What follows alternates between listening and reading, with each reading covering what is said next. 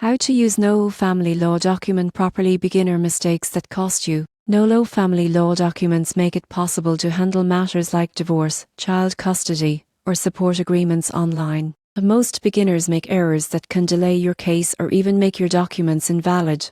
The first mistake is providing incomplete or inaccurate personal information. Courts require full legal names, addresses, and dates of birth. Missing details can result in rejection or delays. Another common error is misunderstanding legal terms. For example, confusing joint custody with joint physical custody can create conflicts later. Take the time to read definitions carefully and ensure your intentions are clearly stated. Many users fail to adapt templates to their state's laws. Family law varies widely by jurisdiction. Check that forms reflect your state's specific requirements, including deadlines, forms, and local rules. Neglecting to attach required supporting documents is another pitfall.